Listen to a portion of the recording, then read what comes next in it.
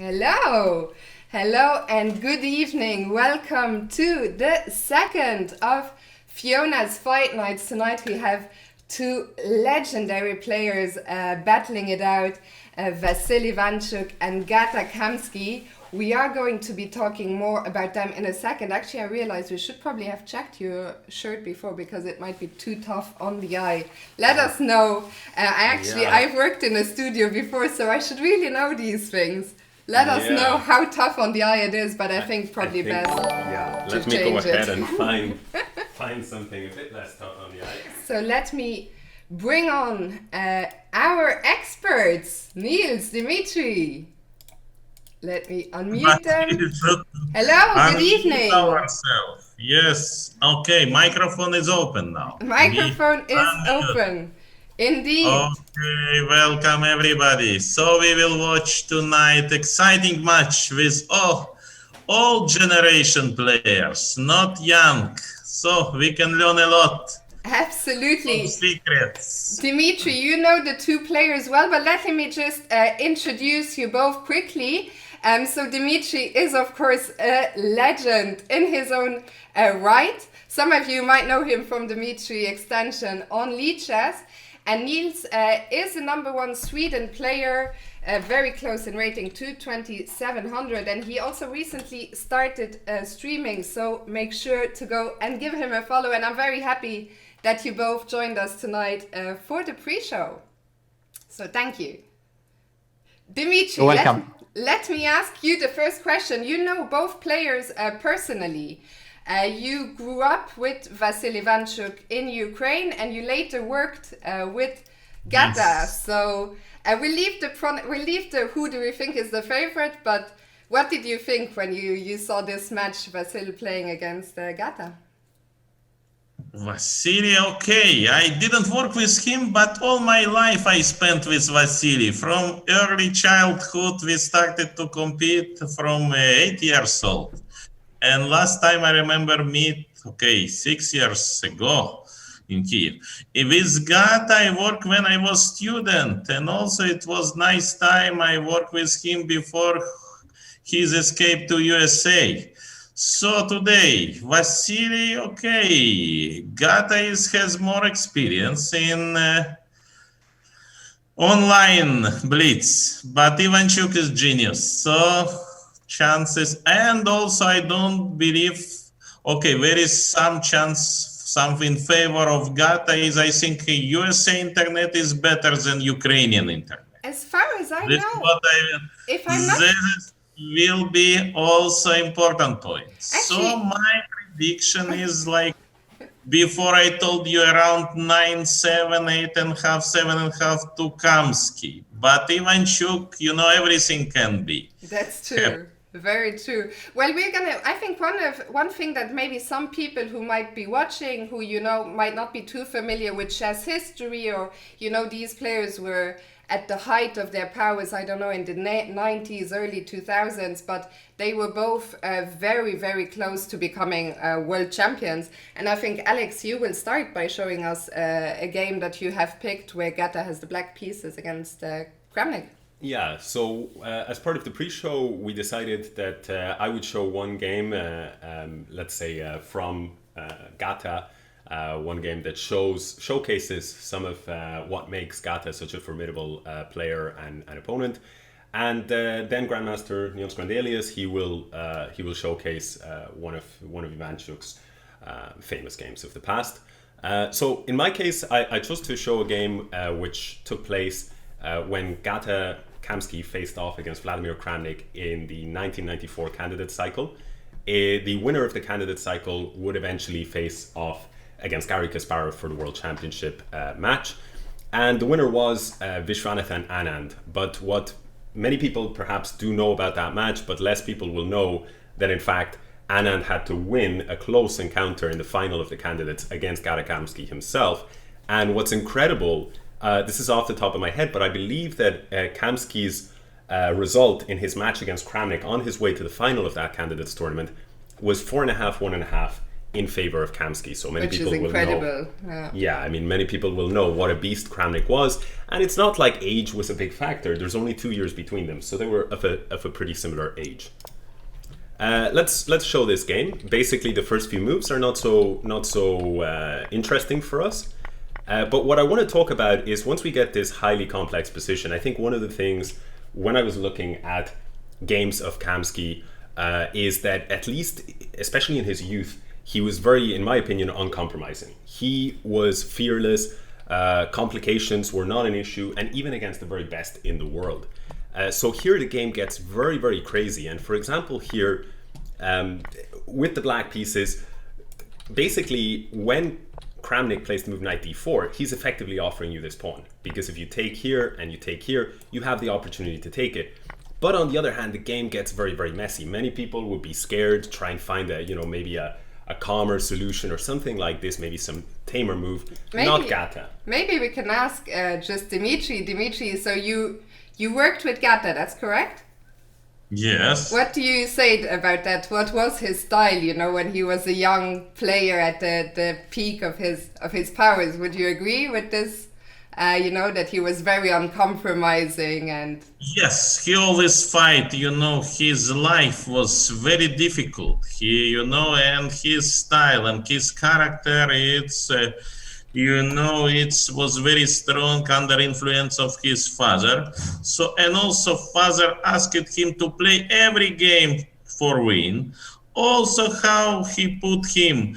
He wants to put Gata in very difficult condition. He always asks Gata to make some physical exercise or after school examination to play, or without preparation, or play open preparation which he not using. So always he put Gata in difficult and create his character. So Gata is always, big fighter was.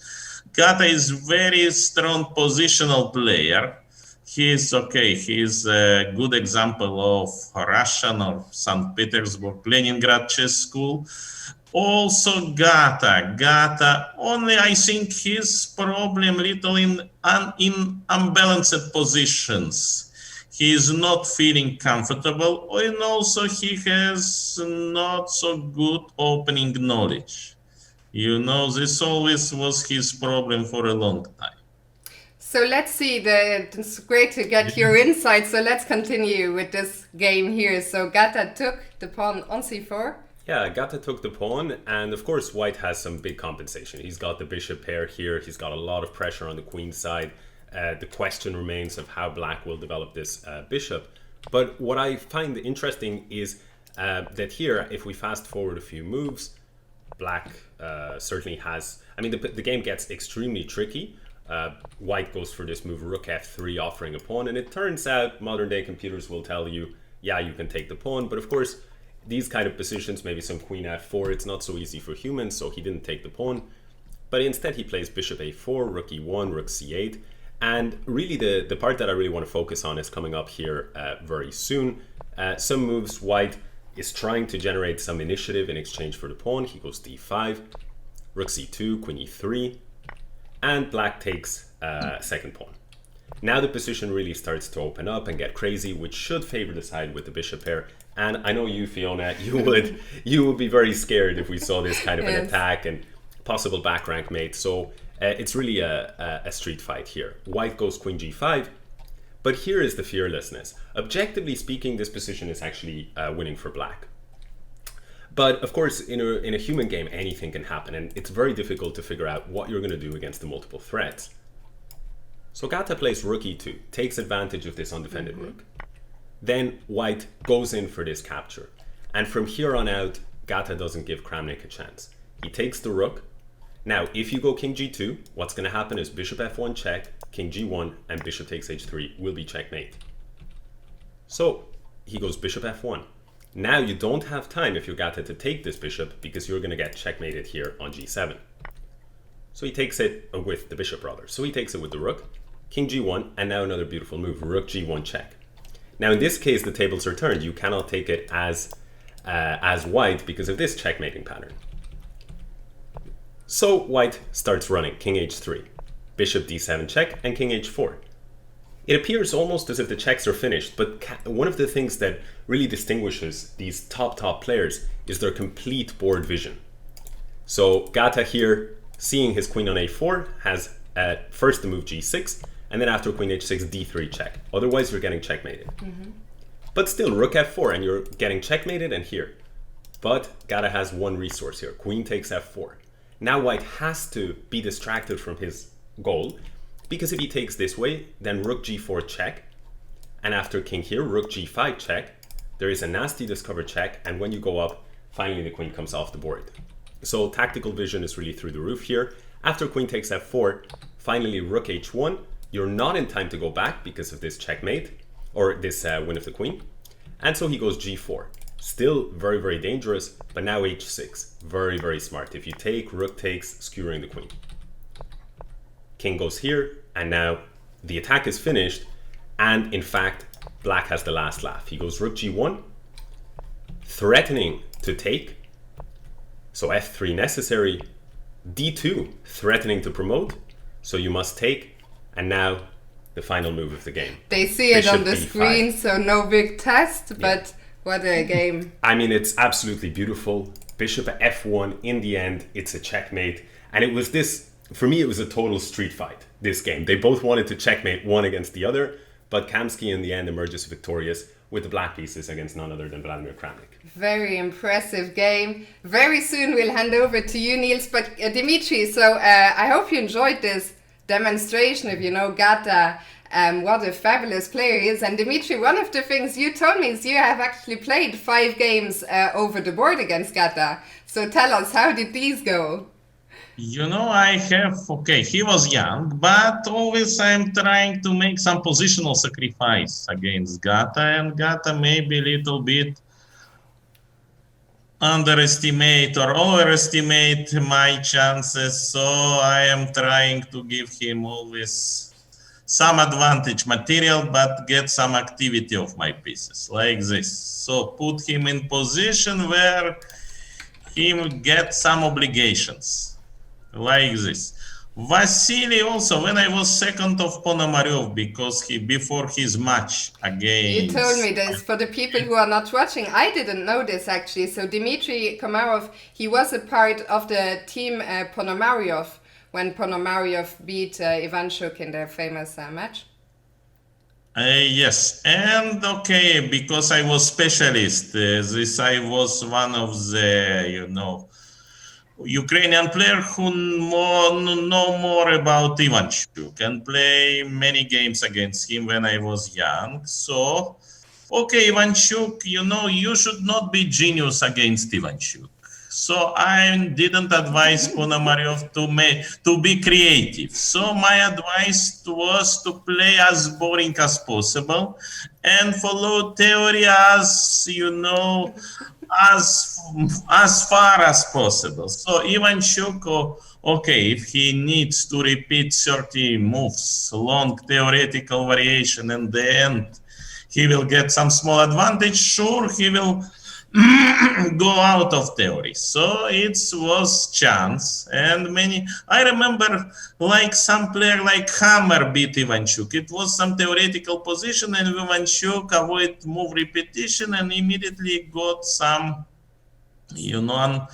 nasty position. So that's why I was advised against Ivanchuk, you should not be genius. Because so do you think that is what Gata should do tonight? Yes. Not get too creative. Yes, you should not be creative against Ivanchuk. Forget about this. Well, I think this is actually a perfect transition, Nils, into the game that you are about to show us. That Vasyl played with the white pieces against another very creative player, Alexei Shirov. Yes, so I picked this game because of exactly the reasons that Komarov just said, that you should definitely not try to be a genius against Ivanchuk. And here we have Alexei Shirov, this is in 1996, and he's playing a very sharp line, the Botvinnik Semislav, in which you really need to be a genius with both colors, so already a very bad choice against Ivanchuk. This is the main line of the theory, especially in those days. this has all been played a lot. So white is trying in general here to open up against the black king, which is castled, and the pawns are a bit too forward. And after knight c5, queen g4 check, rook d7. This was a theoretical position at the time, quite important. Usually white traded on c5. And it was some complicated battle. Black's king is slightly weak, but the pawns are quite strong. But here, Ivanchuk really showed exactly this geniusness that Dmitry was talking about. And he decided here to play an absolutely stunning move that I don't think that Shirov expected at all. He decided to play the move queen g7. You showed us this earlier during Nils. We actually did some preparation for this pre-show. I was not familiar with this at all. I don't know, people in the chat can let us know, were they familiar with this game, with the move queen g7, but what a move. I mean, it's a fantastic move, of course. And actually, I have a short story about this as well, because my first chess trainer was an international master from Sweden called Emil Hermansson. And he was also a second of Ivanchuk back in maybe 20 years ago, 15 years ago. And once he had an idea, he was analyzing back then, I think it was with some early Rybka or something like, so engines were not so strong, but he found some new idea in some important position. He analyzed it a bit and he showed it to Ivanchuk. And Ivanchuk looked at the position for less than 10 seconds and he just made a queen sacrifice that the computer didn't see at all. And Hermansson, who had analyzed it with an engine, thought he knew a lot about the position. He was completely stunned. They made some moves. Ivanchuk won all the analysis. So he went back to the engine and analyzed it. And the more he analyzed, the more he realized, okay, this queen sacrifice is just refuting his idea completely. Incredible. This is a bit similar, this queen g7 here. I mean, it's just a fantastic idea that engines at the time definitely had no chance of spotting. Actually, where do you both rank Ivanchuk in terms of, most creative and, like this kind of geniusness of all times? Do you rank him up there or? Yeah, top 3 ever probably. Really, one of the greatest geniuses of all times, I think, in chess. And so let's continue. So we see this. Yeah, let's continue. Okay, so the point is, of course, the rook is hanging, so you have to take the queen, otherwise everything collapses. Takes, and the point is now that you have 2 pieces for the queen, but also that the black king is much weaker than with the pieces on the board. Like there is bishop h3, a7 is hanging, and so on. Later it was shown with modern engines that probably rook takes g7, bishop h3, f5 is a way to survive with black, and so therefore the line is considered drawn. But this was in '96, so of course it was impossible to know all of that. Shirov made another counter sacrifice, creative one with d4 here instead, and after bishop takes b7, rook takes b7, knight takes b7. Now if you take back, then white can take on d4, g7 is protected, a7 is hanging, but mainly that the pawn on g7 is very, very strong. So his idea was to play queen b6, protecting the pawn on d4, and both the light pieces are hanging. But now again, very, very typical of Ivanchuk here, that he is answering a threat with a threat, let's say. So he sacrifices his bishop, the queen takes, the knight is hanging, but he plays rook fd1 in between. And now the point is, if you take the dangerous pawn, then there will be a check, and a7 is hanging, and if king b8, I think you can take on c4, and the rook will come to d7, and it's very, very dangerous. And we shouldn't forget all the time that white's king is completely safe. So Shirov took on b2, check, king b8, and now another threat against the queen, but also against the pawn. And after queen takes g7, rook takes b4, it turned out that the combination of 2 rooks and the knight, with black's queen on g7 and rook on g8 quite discoordinated, it's no match for the white pieces, and the attack is simply too dangerous. King c7, rook game. Nice. Now rook b7 is a threat. He didn't find anything better than rook b8, but then white could take, and after rook takes b8, white can simply just double on the c pawn. And then the two rooks are too strong. Exactly. They will be too strong. And again, with a less safe king for white, there would be good chances for a perpetual check, but now no chances at all. So after queen g4, rook d8, rook a1, white has a very slow plan of rook c1 and just either from there or from the other side to pick up the c-pawn, after which it's completely gone. So and here Shirov just resigned. Incredible, what a game, and I think the perfect game to demonstrate. I mean, it's a game very, very, very much in Ivanchuk's style, and it really shows him at his best, like this incredible creativity that no one else really could find. Of course, after this, a lot of people have played Queen G7, and but he was the first. So how much do you think we will see of his creativity in Blitz tonight? And by the way, for all the people in the chat asking when does the match start, starts in five minutes. Very soon. So I'll just I hope to see a lot, of course. As they are saying, I mean, Ivanchuk is less used to playing online, of course, and I'm slightly worried about that, but I'm also sort of rooting with my heart rather than my head, and I say that Ivanchuk will win. Well, we checked their record. They actually very evenly matched. Their head-to-head in classical is tied, and in rapid there's just 1 point between them. So Nils is cheering with his heart for Ivanchuk. Dmitry, what is your prediction? I told about 8.5, 7.5 to Kamsky, or 9-7 because of Kamsky more experienced online player, online. But Ivanchuk is Ivanchuk. Can be some even crush him. But maybe if Kamsky hold first some few games, let's see. We maybe will see you after match. Yes, maybe, absolutely. If you're still awake, I know it's late for you. I just had a message actually from Vasyl. I think he's ready to start. So guys, I will let you go. But once again, first of all, thank you very much for your time, Dimitri. I hope we will see more of you as a commentator in the future. And people in the chat, remember, Nils just started streaming himself. He's the #1 Sweden player. Go and give him a follow. And yeah, I will let you guys go now. Thank you so very much for your time.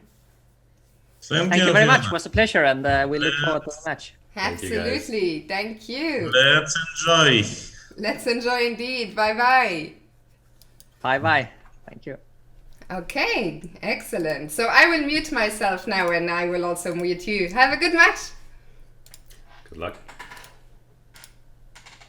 Okay, so everyone is muted. Alex, you're gonna have to do the first commentary without a mouse, because I'm gonna have to cut the players out as we go. Sure, no problem. So the first game, it's interesting. It's a Spanish opening. So both players are playing at least very classical chess in this first game. One of the big questions will be what happens in game 2 when Gata has the white pieces. Will he essay his trusted London system? He's arguably the world's greatest expert on the London. It's harder to predict what Ivanchuk will do because he is predictably unpredictable. He has played absolutely everything from the white side, and in fact many players take the approach that it's nice to be paired. I believe Peter Svidler quipped before that it's great to be paired against Ivanchuk in a tournament because you don't have to worry about preparation. Since he plays basically everything, you can just relax, and the most important thing is get a good night's sleep because whatever he plays, he plays it well. So in this game so far very typical Spanish maneuvering that we're seeing. We're seeing a lot of control for the center. White, of course, starting with e4 and black responding with e5, and now we see these pawns on d4 and d6. Means that white does have a little bit of an edge in the Spanish, and that's why some people refer to these kind of Ruy Lopez positions as a Spanish torture of sorts for black. However, modern chess players, they realize that with good play, black is absolutely fine in these positions. But white does have a little bit of an edge with that bigger center and that pawn on a4. The pawn on a4 serves to sort of undermine the black queen side or chip away at it. If black is not careful, something might fall. And it's also possible that at the right moment, white will release the tension in the center, either by taking on e5, so black always has to keep that in mind, or playing the move pawn to d5 and grabbing potentially a little bit of space. But for now, queen d2, setting up a queen and bishop battery, and bishop h6 is definitely a possibility in these situations because is it okay if I take the mouse? Yeah. Yeah, great. Apologies about that, guys. No, you did a pretty good, fast job. Good job. Excellent. So basically here, these pawns are all on light squares. Therefore, this bishop is a really important piece when it comes to the defense of the king long term. So you might see some bishop h6. You might also see some knight h2 to g4 maneuvering, strange as that might look, and some that moving this knight away allows for f4 possibilities, and bringing the knight to g4 allows white to try and exploit these dark squares. For now, black plays queen f8, and queen f8 is indicated against bishop h6 ideas. I was just trying to signal to you, you should sit a bit lower. Your head is almost through the roof. Maybe you can lower the chair a bit. I don't know that I can. I don't think I've ever lowered this chair. So someone was reading, saying in the chat, is this position already difficult for Gata? What do you think? Well, I have to admit that the Spanish is not an opening in my repertoire, and when we're commentating about one of the most strategically rich openings, you want to be playing it. I mean, in order to sort of have a strong opinion of a position like as complex as this either way and make a big call, you really want to have like big experience, because in my opinion the Spanish openings is one of the most strategically challenging openings. So we're now switching. We will actually watch from Vasyl's side. This makes more sense. Thanks for pointing it out because of the camera. So if people join who might not be too familiar, Gata will be at the top and Vasyl will look at it from Vasyl's side. Thank you for pointing that out. Yeah, this is what we did the first time around, but in the chaos of Camgate, we can call it, we did forget about this, so apologies for this. Little bit of mind bending when you've been looking at it from the black side, then you switch it to the white side. So hopefully this one won't be too messy to adjust. But it's interesting to get this second perspective. Certainly, I would take white here. The question is, how much better is white? Because as we've said, white has more space here, white has more space here, and especially when you consider that you have all the minor pieces on the board. Usually the way that I like to think about this is, you know, the space is almost like the house, like your house, and your pieces are your tenants or your like the inhabitants of the house. And so, you know, it's okay to not have too much space if you only have a couple of pieces, but if you have, there's too many. Exactly. So black is going to feel a little bit cramped. On the other hand, black has gotten most of his pieces to decent squares, but you do see the effects of that lack of space. The queen on f8, maybe not ideally posted. The bishop on b7 for now doesn't have any range. And white, in the meantime, is maintaining the tension. Let's go back just one move before this capture. The benefit of this position is white at any moment can advance or can capture.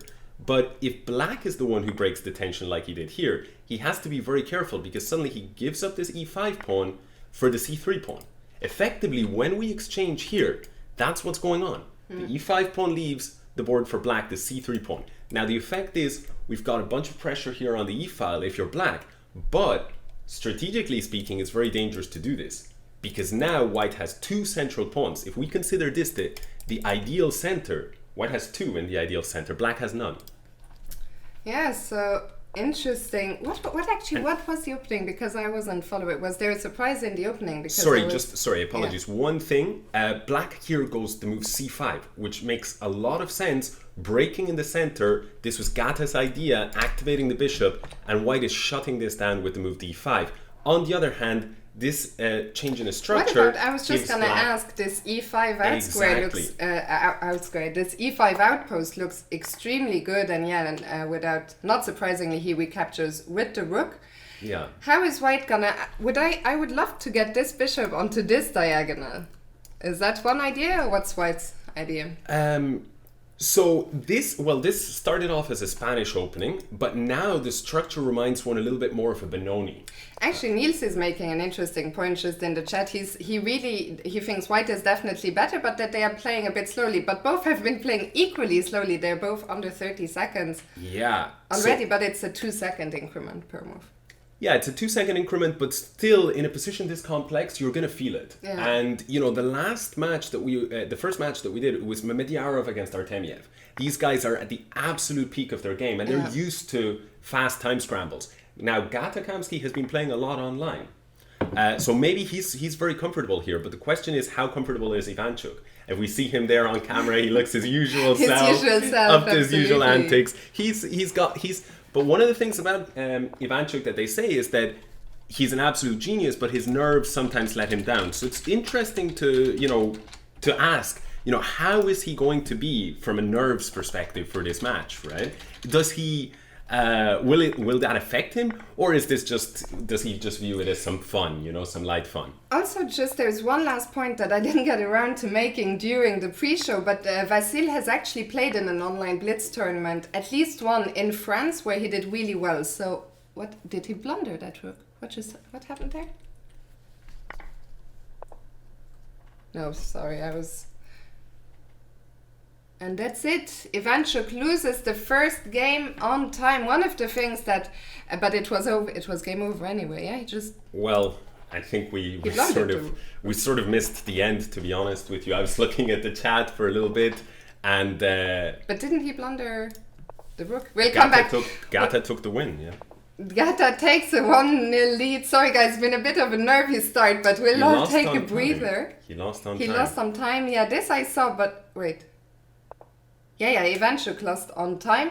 But I was wondering, had he blundered before losing on time? But we'll come back to it. After game 8, they will take a break and we'll take a breather and review some of the key moments. So we'll come back to that one. Let's focus on game 2. So we thought we were going to see some London systems from Gata. He actually tweeted ahead of the match that he wasn't going to do any prep for the match because Vasyl plays everything anyway. Yeah, and well, I mean that's what we're seeing here. Some pretty typical stuff, and Gata is maybe one of the best players in the world at these systems. I remember when I was playing online on ICC, and we were seeing these systems back in the day. There were players like Dmitry and Draken or Gata Kamsky. They were essaying them for a long time before they became trendy. Nowadays it's very cool to play like this. Gata actually was one of the pioneers of this system, and he's been defending this way of playing for a very long time.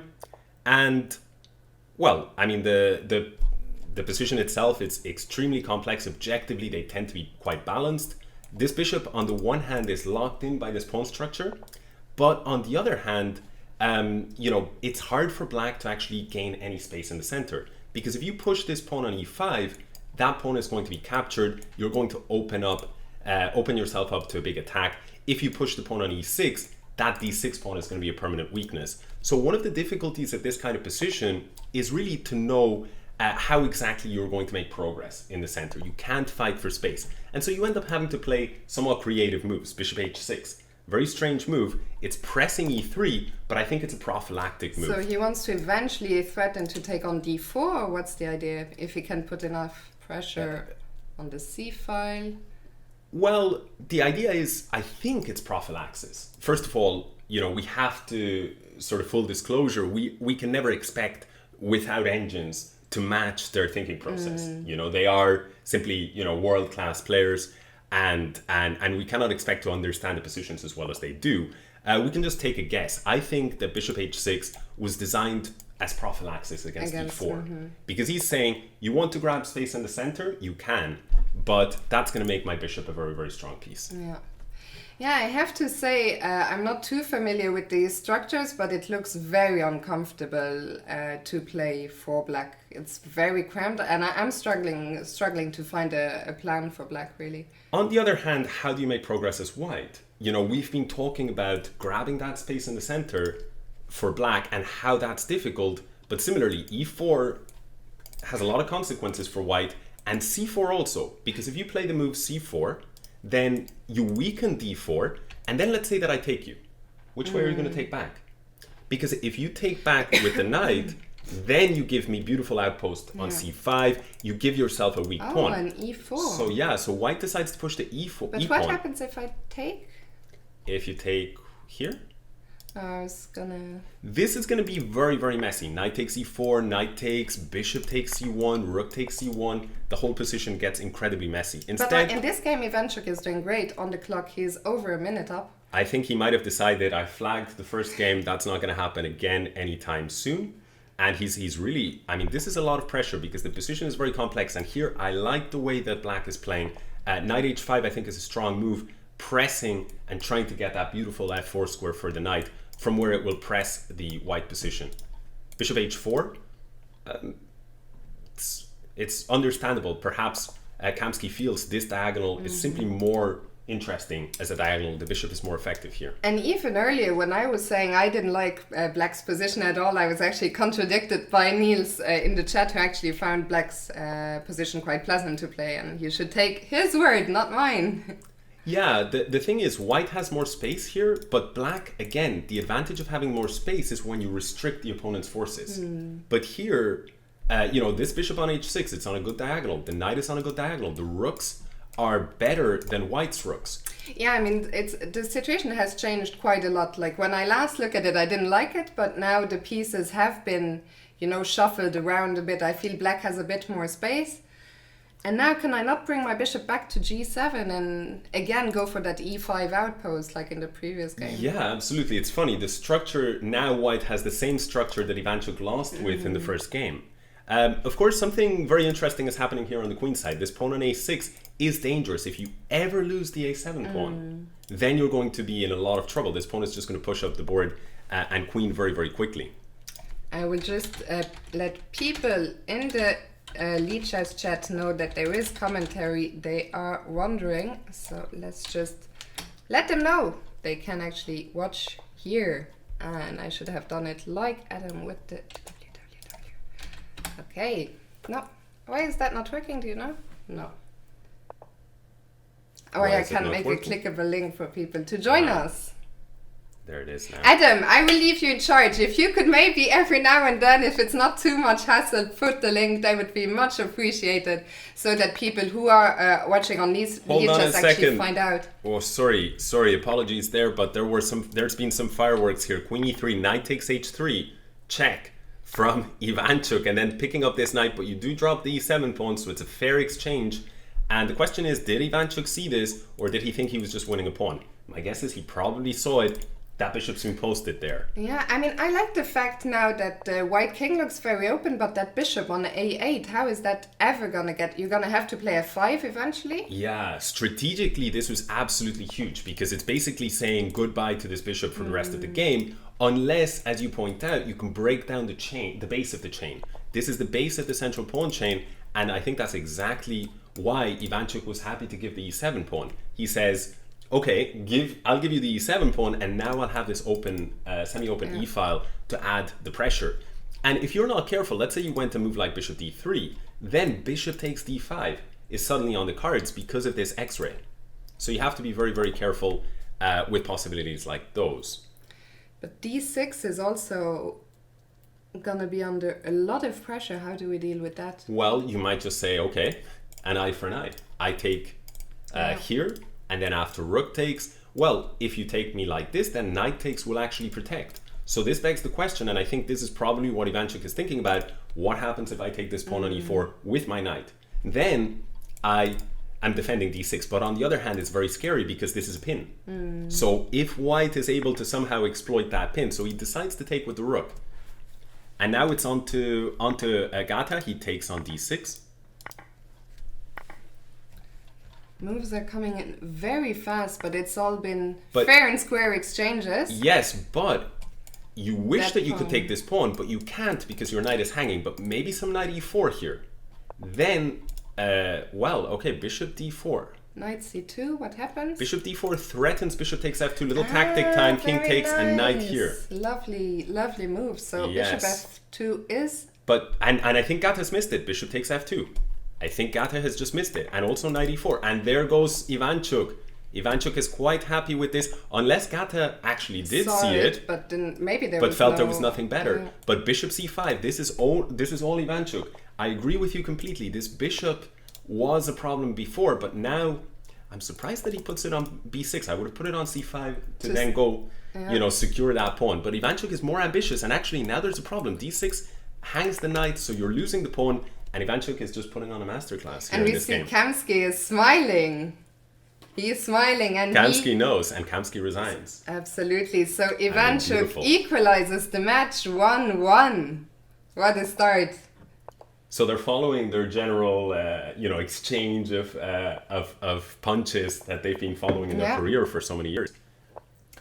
So 2 wins with the black pieces. To start with, let's see how Ivanchuk is gonna end. Yeah, I guess the Pirz is one of the openings that we were expecting to see today. Yeah, so here we basically have a King's Indian, which is very, very similar here. But it arose through a somewhat unusual move order, and here after bishop e2, e5, bishop e3, knight g4, they are following some quite well-established theory, and here f5. But it's very interesting. Gata, he is a King's Indian player. I have to admit, I don't know his full repertoire in terms of what he plays the most. Maybe somebody in the chat could tell us, is the King's Indian Gata's #1 favorite weapon, and is that what he's been playing recently in his blitz games online? This I would be very curious to know.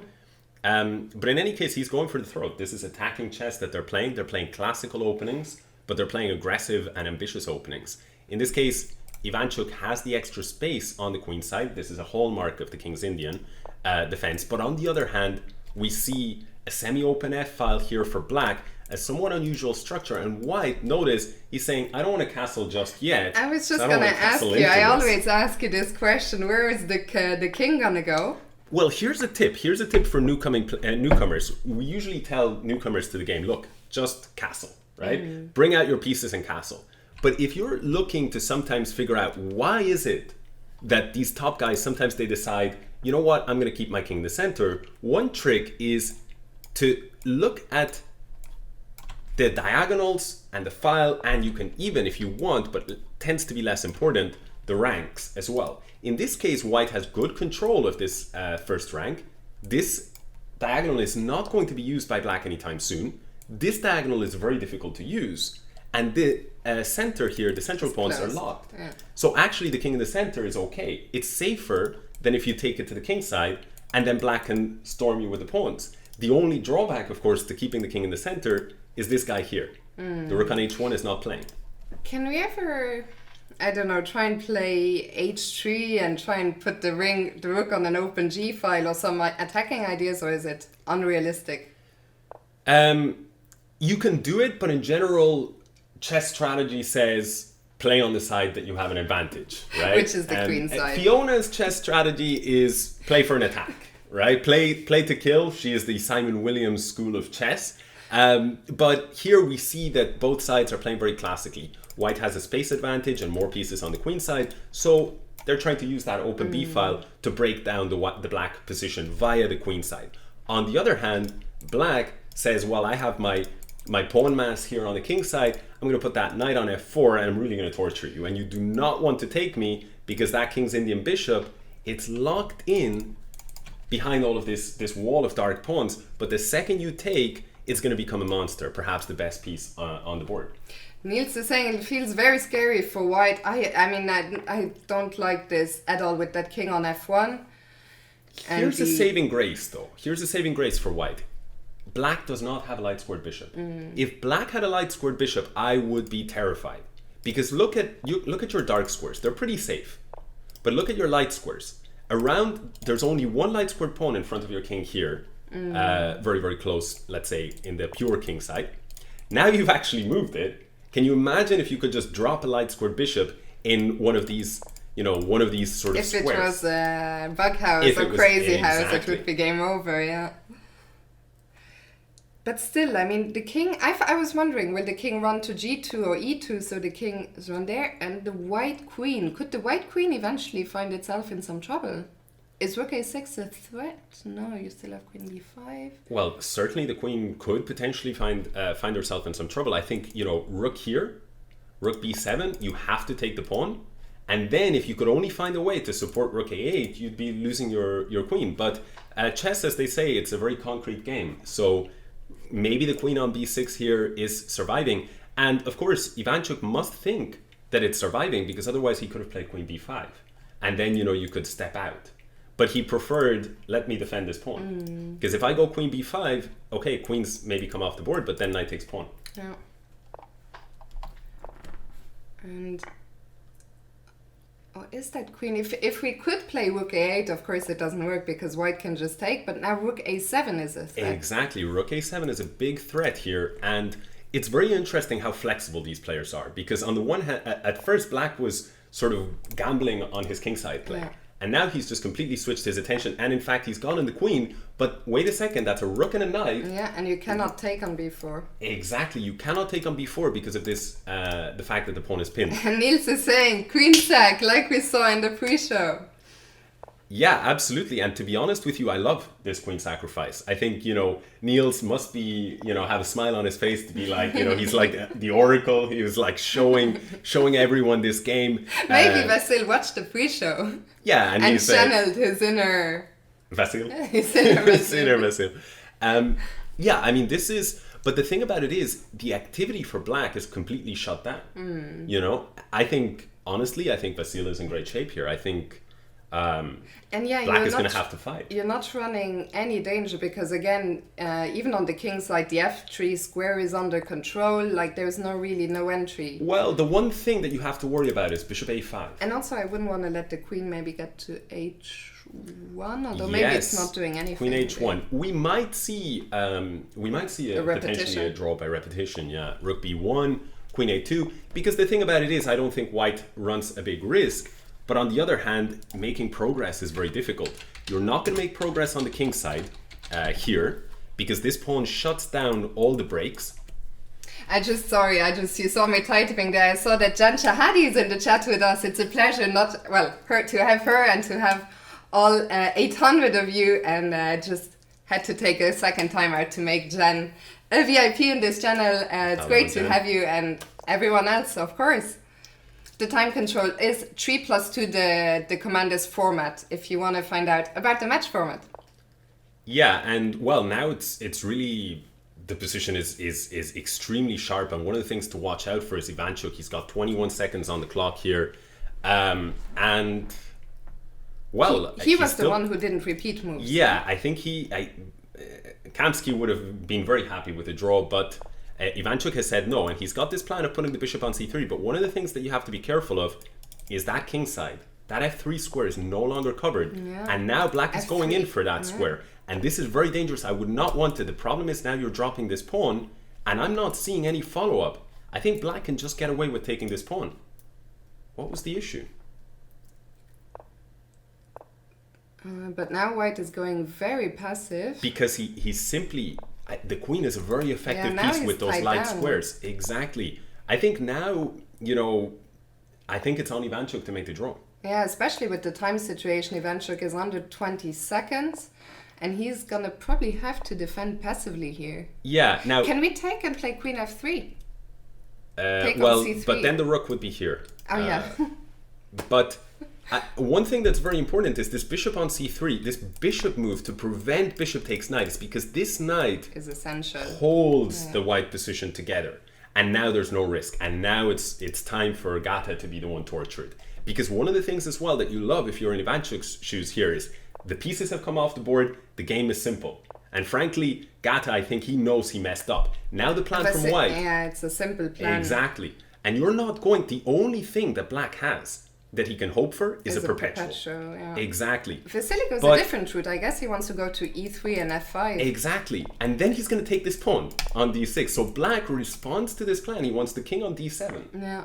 And then it's okay. But white, in the meantime, has actually taken a different route. And I think Gata assumed that white was going to plant the knight on f5, but he plants it only now. And now he's going to take d6. I think it's just going to be over. I think you can probably take this pawn, or you can also just say, let's go h4. Or just king f3 and go and collect with the king. Can you run to...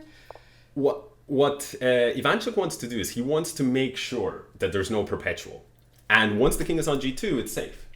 And Gata resigns. What another crazy game. That it had so many twists and turns. They both had their chances, but Ivanchuk takes a 2-1 lead. These guys are absolute beasts. I mean, the complexity of the games that they're putting on show is just incredible. And Nils is saying, remember those pawns on F2, G3, H2, the same pawn structure we saw in the pre-show. Actually, the games were incredibly well chosen because we've already seen so much of the pre-show games be repeated in the match. So Gata now, with the white pieces, he will be looking, I guess, to come back immediately. And another London. Do you think Gata will stick to the London system throughout? I don't know. I think he, in general, I would expect the majority of them would be that. Yeah. Because one of the things that Grandmaster Komarov said is, in the pre-show, he said, look, you don't want to be too creative. You want to be solid against Ivanchuk and hope maybe he gets a little bit bored, a little bit uninterested. But if you try to sort of outwit him in highly sharp positions, you're possibly setting yourself up for failure. True, and here, so Ivanchuk goes for a different setup. Somebody commenting as well, it's an amazing rating, 921. Yeah, so we can address that during the break. There will be a break after 8 games, but basically Ivanchuk has only ever, and they decided, I don't know if it was by choice, like actually we had said before the match, they said we will play rated, maybe it was a misclick. I think it doesn't matter too much. It probably gives people something to laugh about to see Vasyl with a 900 rating. But yeah, basically he hasn't played too much on lead chess before, and even that one loss he had was just a no-show, I think, in a game. Yeah. So hence the rating. But of course, I'm hoping that most people who are watching will know that Ivanchuk is, of course, worth at least 3 times as much as that rating. At least 3 times, yeah, for sure. And here to look at this game again, pretty classical chess on display. Good point, 5-cut joke. Ivanchuk could have been in the PogChamps, probably would have crushed that with that rating. I think if Ivanchuk had been, I wonder what he would have said. If he would have been such a fantastic. Like, imagine if Ivanchuk was streaming his thoughts as well. He would have been a great addition, actually, but. Yeah, probably a bit too high rated. So here in this position, what we have is very kind of classical opening, setting up like this, setting your pawns on the light squares in the center, but then keeping this bishop outside of the chain, making sure that that bishop sort of is active. If you had it anywhere here within your own camp, it would be very, very difficult. It would be a very bad piece. But here, black is overall doing quite well. One concern that black might have is this bishop, he has to be prepared to give it up. And that's exactly what Gata is doing now with a3. And on the one hand, some people might look at this position and say, well, now white has double pawns. White has the bishop pair, which is usually a little bit better than bishop and knight. But because white has double pawns, then at least we have some compensation. But that's not the case, because these pawns can be removed very, very soon by white with c4. And actually these pawns, they're all, this is a big central pawn mass. On top of that, when you take like this, the b file what is this? Can be a lot of pressure. e5? Can we E5. not take it and try to hold on to it with f4? So let's say I go bishop takes. Yeah, so bishop takes e5, I would take you. And I take. Takes, and then I would probably go rook a e8. Okay, so Ivanchuk goes in a different direction. I would have thought rook a e8, f4, and f6, but I think the issue with that was actually f5, crushing intermezzo. Yeah. By the way, you guys, no, I don't think Ivanchuk has Twitch. As far as I know, he doesn't. I also see the question about the PogChamps. I'm happy to address questions that don't relate to the game we're looking at in particular, but I'll do that either during the break, after game 8, or after the match. So I see you all, but if you could save your general questions for the break, that would be great. Thank you. I think somebody said that, this looks crushing for white. I think, white is doing okay, but I'm not so convinced, actually. I'm quite happy if I'm black here overall. Okay, white is up a pawn, of course, so I don't think white can be worse. But on the other hand, let's say that we take here, bishop takes, we go rook a5, and we strike at this pawn.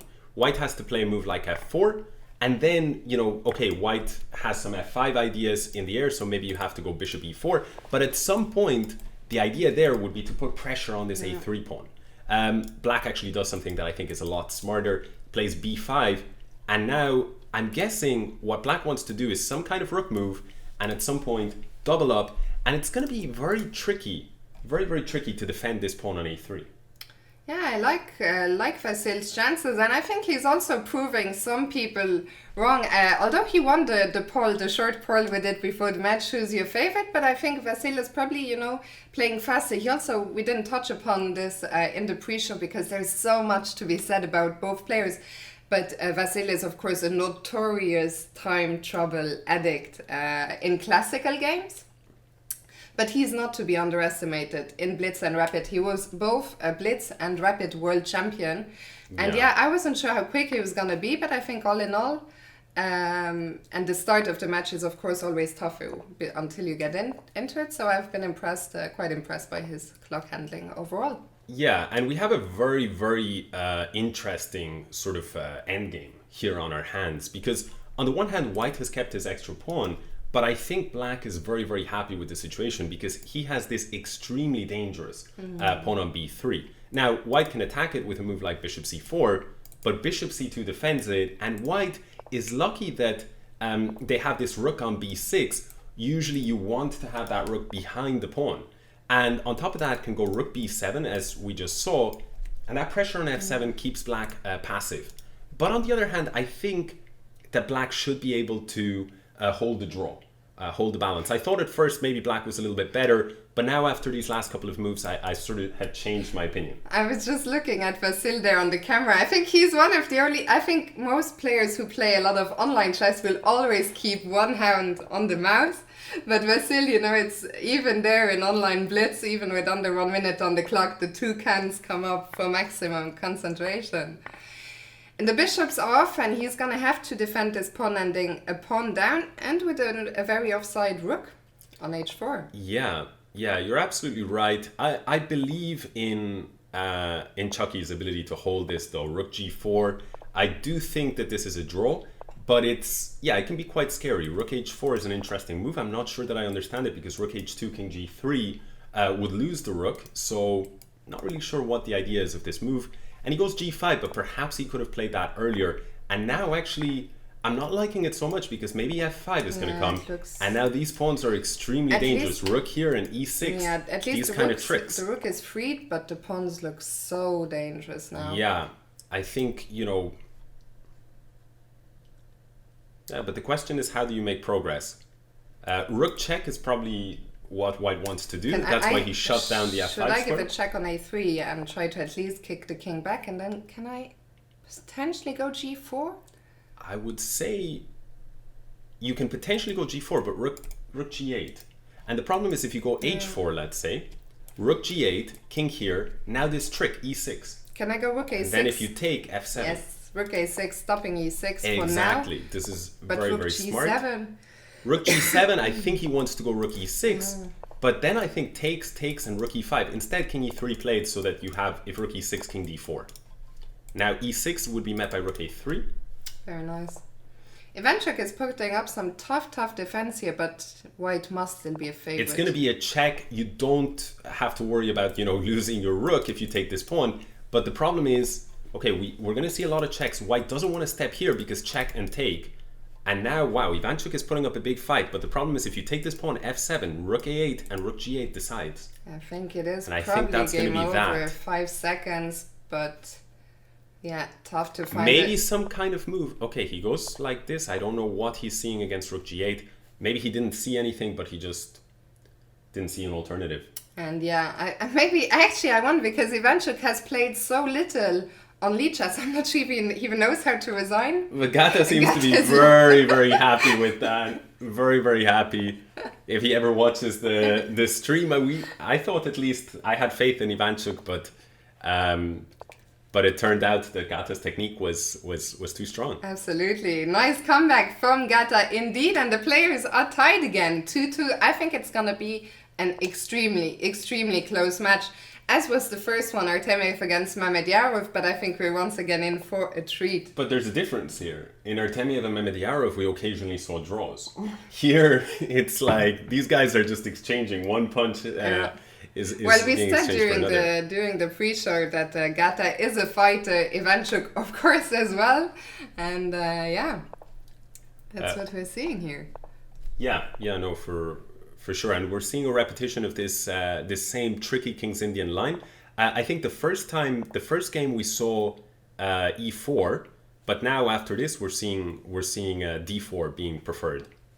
But again, Ivanchuk can simply play anything at all. And here we have a very typical sacrifice. This pawn on d4 has been dropped, but the idea is, yes, black is down a pawn for now, but this bishop, again, that bad bishop, if it's covered by black pawns, now this bishop has become a monster piece. And also white has his king in the center, and if we do that same trick again here where we see the possible lines of attack for black, we can see that now it's a different story. Yeah, if you're especially white, this e-file. Exactly. That e-file can open up very, very soon. And also this diagonal is very, very scary. Yeah. So I would expect white is in a little bit of a rush to castle here.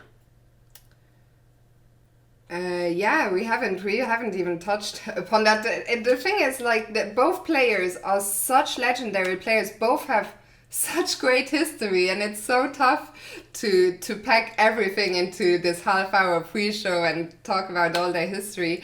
How long will the break be? 10 minutes after game 8. Yeah, I mean, the thing about it is their history, as you say, it's so rich that, you know, what I was saying to you before is, look, Grandmaster Grandelius, he has certain stories. Grandmaster Komarov has certain stories. These guys have sort of been in the mix and personally know them. You know, it's so hard to assimilate their full history in, you know, a few hours or even a few days. You just cannot do it. You would have to spend a very, very long time. One match every week between these two. Yeah. I mean, if that were the case, you might be able to just about wrap your head around all the games that they've played and you know, the rich battle of ideas. You were saying earlier that I'm of the Simon Williams school of chess, and I'm loving this for black. I see some attacking possibilities. I see in the semi-open f-file. I see a knight potentially jumping to g4, even to f3, maybe. Bring the bishop to e5. I mean, if there's one thing I've learned watching your games, Fiona, is that, you know, if one side has the queen, on the other side's king side, where, you know, the king lies, it doesn't matter. You could be down a pawn, you could be down 5 knights. It really doesn't matter to you. Here I'm not even down anything. This is my dream position. Yeah, well, I mean, okay, black did very, very early on sacrifice that pawn, but to be honest, I am a pawn down, yeah, I didn't even. But it's the absolute minimum amount of material. Yes, no, I agree. On the other hand, white, you know, that pawn that you sacrificed, yes, it's true you have this semi-open f-file, but one thing in white's favor, his kingside pawns are safe here, you know. I mean, he doesn't have a pawn that's been pushed and, you know, some weaknesses. If you push, for example, the g3 pawn, you would have light squared weaknesses. If you were to push, for example, the h3 pawn, then you would have some dark squared weaknesses. So you know, it's very nice. A lot of beginner players, one of the things that they say is, you know, they leave their pawns like this initially because they're focused on their pieces, and then eventually they say, wait a second, I keep getting checkmated on the back rank. So then they start to automatically play a move like h3. But you notice that Ivanchuk is in no rush to play a move like this. Look at Ivanchuk, because actually. Suddenly you could potentially You missed it, capture. but he was looking up in the sky, another typical Ivanchuk pose. And I'm so happy to have both on the stream tonight and to see them both on camera. Gata is, of course, a streamer. Actually, the players command has just been used. Make sure, of course, to go and give Gata a follow. He streams almost daily, while Ivanchuk is a much rarer guest these days in these online events, and especially to have him on camera is such a huge pleasure. And I can never get enough of watching Vasyl. He's such an expressive, you know. And my good friend Leonard Oates, photographer, has taken some fantastic shots of Vasyl. So if you Google that, you'll find some great shots. And yeah, here Gata is getting on with it. Yeah, so Gata plays bishop g4. He's inviting this exchange, but then knight takes g4 would not only attack this bishop, but more importantly, the knight and the queen here, that's queen takes h2. So that's a double threat you do not want to deal with. And honestly, in a blitz scenario, I think the black position is a lot easier to play. So it's very hard here to see, for example, after this move, bishop takes e2, how do you capture back? Yeah. I mean, if you play queen takes, then you would lose this bishop. Yeah. Also, If you bad play things might bishop happen on the takes eve. any kind of intermezzo, apart from the fact that your queen is hanging, you would also have bishop takes creating threat of mate. So after bishop takes, you must take back like this with the knight. Yeah. But then, Oh, whoa, okay. holy smokes! So we see the danger, and wow, I think Gata could really have a big grip here on the position. Queen g5 with a threat of checkmate, and how are you going to stop that threat? On top of that, bishop takes d4 is the second threat. So bishop e3 does both things. It stops queen g5 and it stops losing a piece.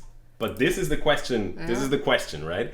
And I think this is at least the draw. Rook takes e3, f takes queen g5, king f2, queen back to h4 check, king g1, queen g5. So it's definitely Gata that is looking for a win here. And there it he goes. does take. Now the question is, will Does he find more or than is this? there more? Let's see it. Gata's. He Both seems- players are not giving anything away, but no, they are repeating, and it's just a draw. The first draw of this match. Well, but I mean, there are draws and there are draws, and this was a fighting draw. I don't really expect to see any, and Gata is laughing again. Ivanchuk isn't giving away too many emotions at the moment. He seems very focused. While Gata, I think it's really great with Gata. You know, he was away from chess for so long, and it's so great to have him back and to see him, you know, having a real good time at the board. And I think that's one of the joys of this match. Also, when we did the pre-call with the players, you know, they were both in a good mood and both looking forward to playing. And while I was talking, Gata has once again given up a pawn. Yeah, but these are some quite typical ideas in these sort of London system positions with bishop f4. The point is, when you bring this bishop out, inevitably there's going to be some problems there with that pawn on b2. And so a lot of systems revolve around capturing this pawn quickly. And in fact, one of the over-the-board games that Kamsky played as white against Ivanchuk, I think maybe their last encounter in Gibraltar, it ended like this, in one of these variations where black takes the pawn and white actually has some kind of perpetual. So, we can see that here it's a different story. What do you think white has, let's say, in exchange for the pawn? You know me, I'm always looking, I think this is probably more some kind of positional compensation, which I don't understand so much of. Whenever I sacrifice a pawn, I'm hoping that there is some checkmate or some attacking chances, while here it feels like it's a lot more okay, you have the center, you have more space, but these are things that I'm not so good. My understanding of these is not so good, but I think it's very important, and actually we talked about it quite recently, you know, these positional, we talked recently about positional exchange sacrifices, but here it's a pawn. Yeah, I mean, but I think you got it exactly right. I mean, basically white has this center, easier development. Look at all of the minor pieces for white. They're all developed. That's not the case for black. And because black has a little bit less space, and notice white is grabbing more space on the queen side. So he has that space on the king side, on the center, and he has that additional space on the queen side. And this kind of move is prophylactic, because in some situations, this knight maybe wanted to go to b6. Now it's going to be awkward to place it there. If you get one more move, do you want to push the pawn to a5, or will you leave it on a4 if it were white to move again? I think pushing it to a5, in my opinion, is a good idea, as long as concretely right now maybe black can just grab the pawn. But if, let's say, the queen was here, then in general I think a5 could squeeze the black position, make it hard for b6 and bishop b7. Just Grandmaster Alexander Ristomov in the chat is saying, please give them some 5 minutes rest, too difficult. Don't worry, it's already been agreed with the players. After 8 games, so the halfway mark, they will take a 10. Not just 5, but 10-minute break. Yeah, absolutely. And to be honest, if the intensity of the games is like this, it might be a 15-minute break. You know, we might all insist. So position is complicated. I think there are some attacking chances here for white. White has that pressure on the b file. Black constantly has to worry about this. Notice the knight on c5 is doing a great job because it protects b7, and at the same time it attacks in the center, and there's no easy way to kick out this knight. So that's a great piece. Black has a good knight on f6 as well, defending the king and also pressing the center. But on the other hand, white has his trumps as well. Basically, white has pressure on d6. White has the possibility of bringing the knight to c4. So it's a very rich strategic battle. I have to admit, if I could take one side over another, I would take black here. I think black is overall in the driver's seat. Black is playing knight h5, very typical idea, gaining time against the queen, and now queen f6. The queen is really well placed here because notice the knight in the center cannot get at the queen easily at all. It will take 4 moves before the knight could land on this square. And also no dark squared bishop for white. So the queen on f6 is great. The only question is, how will black solve the issue of the development here? You can go bishop d7, but that bishop is still not such a great piece. Can you ever, well, you obviously cannot play b6 now because c6 is hanging, but, oh, I didn't even see that pawn. Yeah, but that's the thing though. You know, we talk about, I didn't either, by the way. I mean, it's total loose. I was like, what do I do with this bishop? And I think more importantly, Gata may not have seen it either, right? I'm not so sure. Did you catch his facial expressions after it? No, I didn't see. He was surprised, or I missed them. I was wondering. Maybe somebody saw in the chat. Let us know if Gata showed gave away anything. Both players, I think, are quite expressive. They are not like, you know, poker face. Yeah. Guys. And I think that's one of the things that makes them, you know, likable, and both of them have, I think, a very big following. Chat is saying he was surprised, his jaw dropped. Really, yeah? So I guess he must also, I mean, I was so surprised when the pawn dropped, and it must have been similar for him. But still, I think white must still have some kind of... There's a specific concern, something. which is g4. What do you do with that knight? Because before the g4 move, before this whole sequence here with e5... He's saying it's just trapped, it doesn't have any Yeah, the problem was, before that, if you ever played g4, we could take. But after e5 takes, now g4, Ivanchuk might actually suddenly be in trouble. And look at Gata. Yeah. Gata is sort of he's saying... smiling, actually. Yeah, he knows he's back. The briefest of smiles and smirks. He knows indeed. He knows he's back, but... He's back, but Ivanchuk is far from out because he was... Now Ivanchuk, it's 3 pawns for your piece. Exactly, you know, Ivanchuk has picked up a lot of pawns. He has the center, his king is quite safe. And notice also, this rook might start to come to life once you move this knight away, because I am attacking it. Once you move it, that bishop might come to f5 with a tempo on the rook. The rook here might suddenly become active. That's exactly what we're seeing now. And also this pawn on h3, rook h8 stuff might start to happen. And white, I think the white king, both kings are kind of weak, but I think the white king might be a little bit less safe. Another maneuver that we might see is either knight d3, very aggressive, forking and forcing white to give up this bishop, or knight e6, not now because you would lose this pawn, but knight e6 transferring to that f4 square with aggressive intentions down the line. Finally, the pawn on a5 might run. That's an outside pass pawn. Could be very, very dangerous as more pieces come off the board. White is returning the favor though. He's grabbing that pawn on a7. And black goes b5, offering a queen exchange. Very, very interesting. But the idea that black has, I believe, is that the pawn on c3 now is going to be very, very weak. The pawn on h3 as well. And black wants to grab enough of these pawns, and I think he's going to be okay. One thing, let's say for newer players to the game, is that there are some positions where you might be up a piece in an endgame, but they're actually theoretically drawn. I mean, especially here, even if the rooks just come off, you cannot checkmate. If anyone is new to the game, you cannot checkmate with just 2 knights. Exactly. 2 knights is not enough to checkmate. So if Ivanchuk, maybe he's probably already playing for more than just a draw here. Yeah, I guess. I think Ivanchuk's extremely comfortable. Absolutely would agree with this. But he needs to keep an eye on the clock. And look at that. Look at Gata recognizes I don't have winning chances. I want to remove my losing chances. And again, one of these endgames, knight takes f5. I think we're going to see a draw pretty much now because this is indeed white offers the draw. This is a theoretical, very, very, at these guys' level, it's like saying, you meet Shakespeare, you can assume that there are certain words of the English language that he's going to know. Now, please appreciate the fact, cut me some slack on the fact that was possibly the worst comparison that one could come up with on the spot. But hopefully people, understand what I mean, that, you're not going to test the guy's endgame skills. Absolutely. And I promise, by the way, I will never mention Shakespeare again. I'm not even going to look at the chat. I don't even want to I'm just going to apologize and move on to this next game. So the next game, the score is still tied 3-3, which means that we have 2 games to go until the break. Someone was saying that maybe more breaks are needed. I will let the players know we'll have a break after round 8.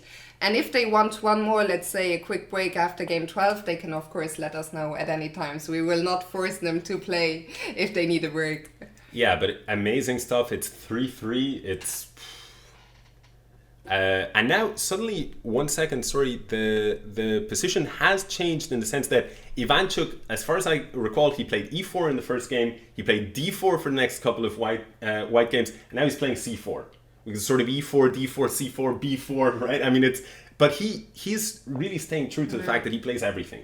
And one of the comments, I think I already mentioned, the Grandmaster Komarov said, I think before we were live, he said that against Ivanchuk, you want to play relatively boring chess so that he himself gets bored. To not let him be in his element, because I think Ivanchuk really thrives, if he can find some crazy idea or like unbalanced positions. Exactly. And I think part of that ties into his desire to play first e4, then d4, then c4. Let's see what he can find. Let's see, can I find a position that's interesting, that's fresh. And that's another thing that makes him a very appealing chess player. By the way, tactics time. Queen on d7 is undefended, and it's x-rayed. Now, if white captures here, if I capture you back, what would you do, Fiona? F6. I know you would not miss a beat. You would take on f6 with check, and when I take you back, that queen is hanging. So you would have to take with the, Yeah, knight g6 is designed to overprotect this pawn on e5, because in this position, if you took with the f pawn, what would you do there? Or at least what might you do? Bishop takes. Yeah, there might be some bishop takes d5. Now, in this case, I think it doesn't work because if knight takes d5 intermezzo, but black decides to play it safe. He plays knight g6, he overprotects, and then he kicks out this knight.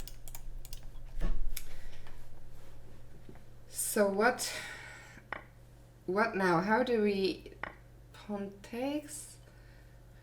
Does white want to play d5 and open the bishop on b2? And black stops that by playing d5 himself. Yeah, but it's not without consequence. Yes, you lock down this bishop, but potentially white can go c5 and temporarily lock black's bishop down. Now the question is, the bishops would have to be recycled in that case, and black could recycle his via b8, white would recycle his via c1. But Ivanchuk takes a different approach. He prefers to keep the tension, but now the question is, what are you going to do? Because, yeah, black was threatening to pick up that pawn, so white goes for this. Now they both have an IQP. I'm always trying to understand here. Let's just click the board to get rid of the circles. Where are the pieces' ideal squares? I guess white's idea is to put pressure on d5. Yeah. Or do you want to reroute the knight? Or are you happy with it on c3?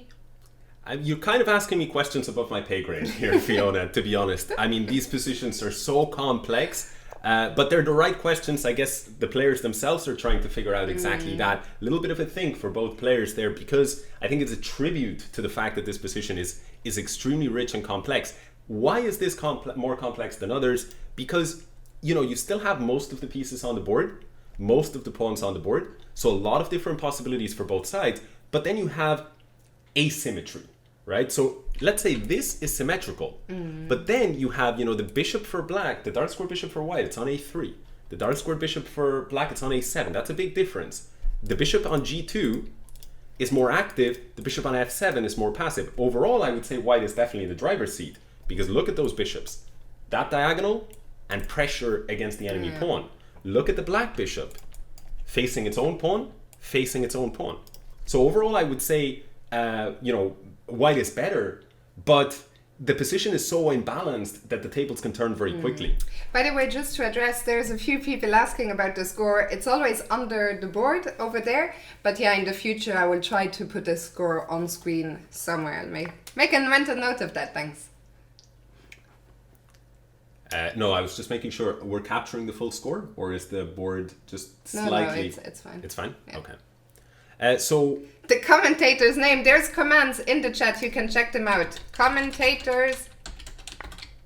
And it will also put his name on the screen, and mine, I think, next time as well. So very quickly, I mean, for people who are here and are new to the channel, you might be wondering, I mean, some people have asked, are we in the same room? We No, are. it's just a really good... Yeah. Because it looks like with a different background, like we might have engineered it. No, we are in the same room, and this is my Twitch channel, but Alex is quite a regular guest. And this is only the first of Fiona's Fight Night, so a new series which is being presented, presented by Open Field Media. So a big thank you to them for making it possible. The first was Mamedyarov against Artemiev, and this is the second one, and hopefully the first two of a long series to come. Yes.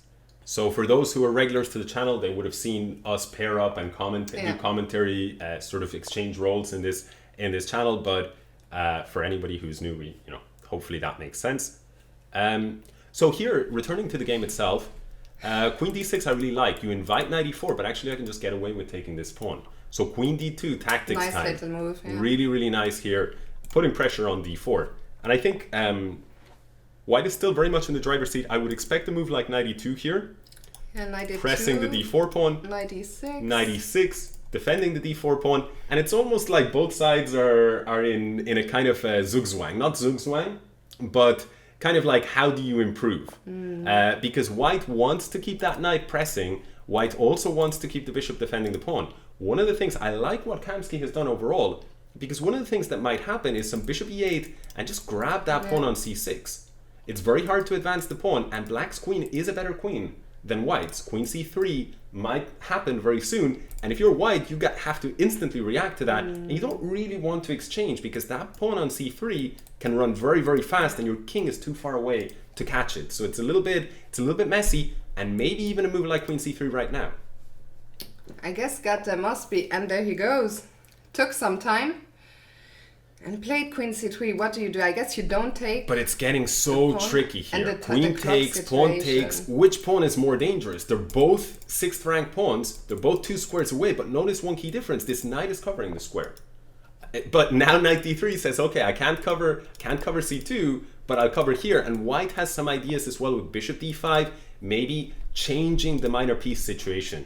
However, I like how black is handling the position. I think black is in okay shape. The question is, so many turnarounds in this match, and Ivanchuk needs to keep a very close eye on his clock. He's now approaching this. I think this is one of his weak points. He doesn't play online so much. Once you drop down to 1 second, even with 2 seconds, it's so tough to come back up. We're also being joined, welcome, Grandmaster David Howell in the chat, aka Sunny Banks Bullet.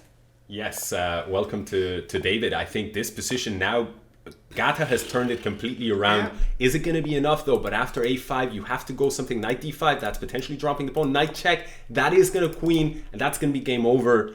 Impressive from Gata. The second he took the command of the situation, he didn't let go, and it all came so fast. And that's a pressure situation where you're down to seconds in a super complex endgame. What can you do? Incredible, yeah. There's nothing to be done. All the games they had so many, ups and downs. It's very rare that we saw one player who was in the driving seat just went on to convert, swimmingly. But it also tells you something about just how tricky and how good these guys are and the kind of resistance they can put up. And Gata is back in the lead for 3. Yeah, Gata's in the lead, and this is a huge game because it's the final game before the break. Before the break. If Ivanchuk can strike back, we go 50-50 into the second half.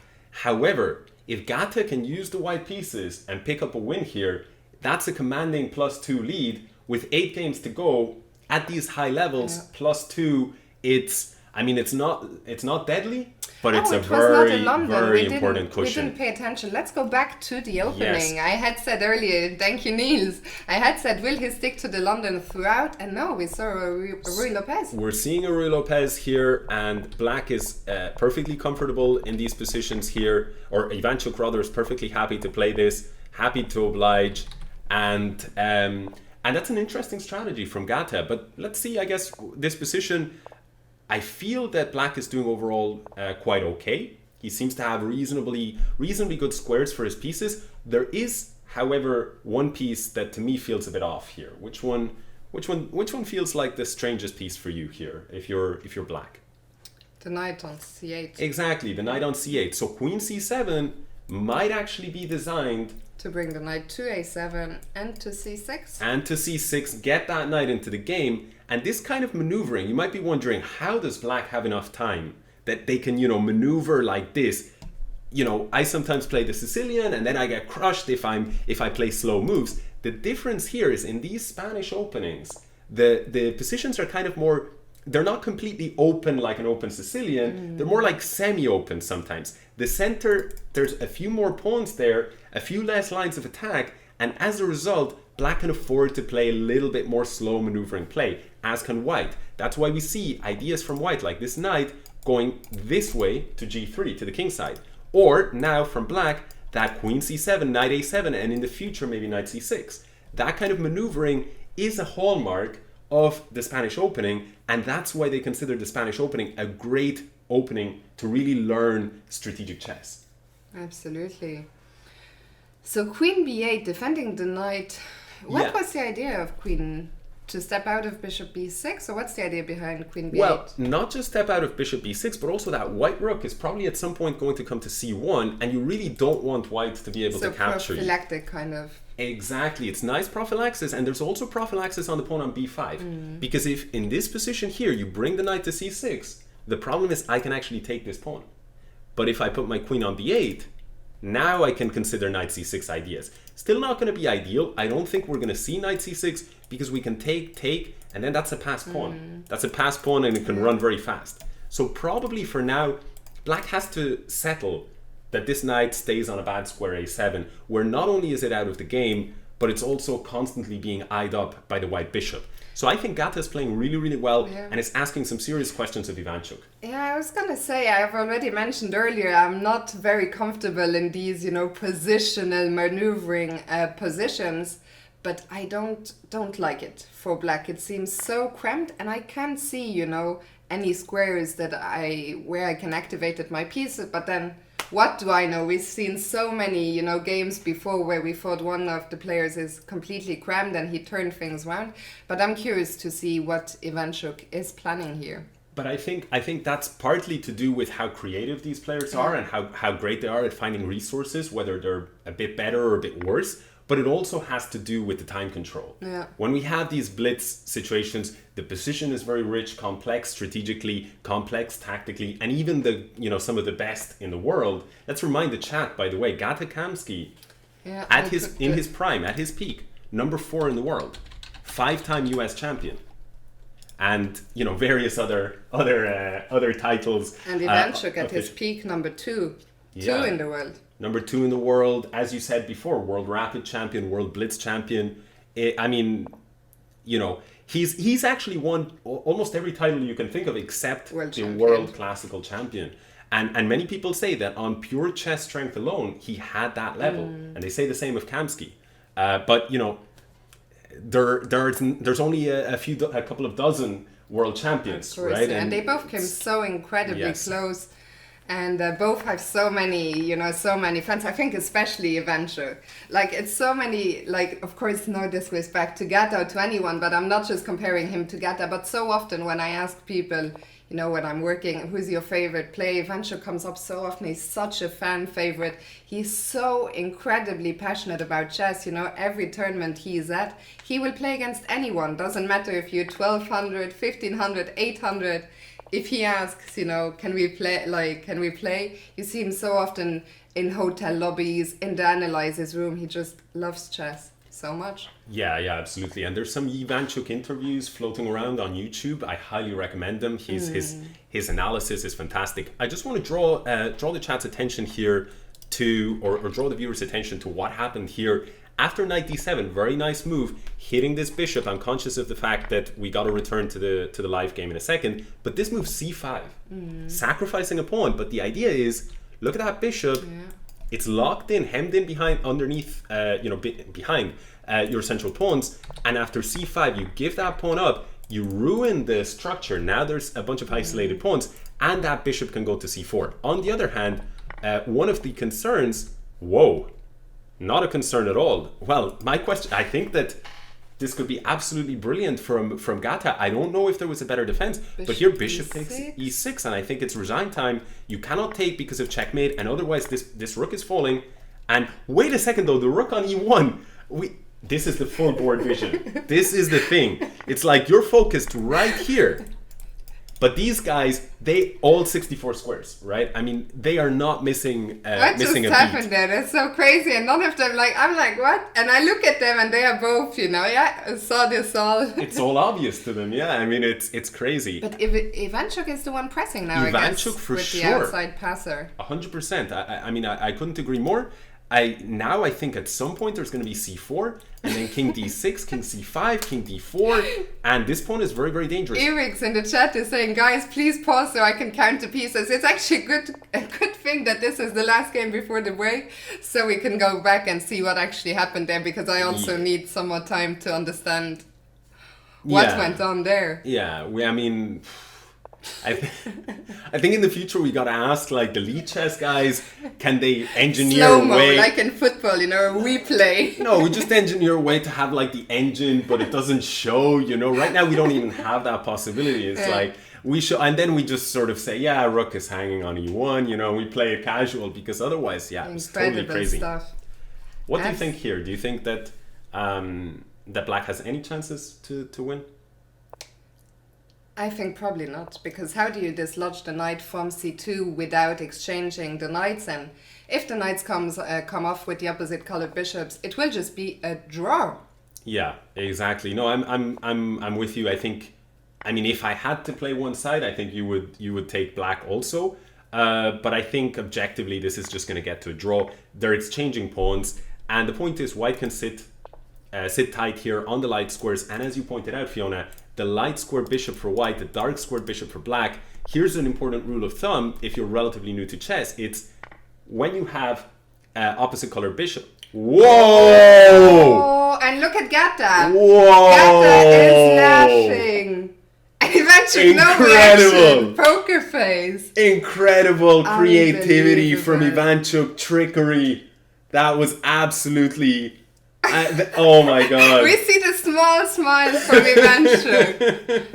Just another day in the office for Ivanchuk, yeah. Unbelievable. What a moment. What a moment. We just got 2 raids at the same time. Guys, you're arriving at a perfect moment. Thank you so much, Maria Emelianova, Photo Chess, raiding with a party of 44, and Anna Maya raiding with a party of 53.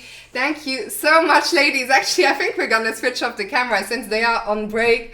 We will give them some privacy, I think. I don't know what they want to get up to on their break. Incredible. Incredible.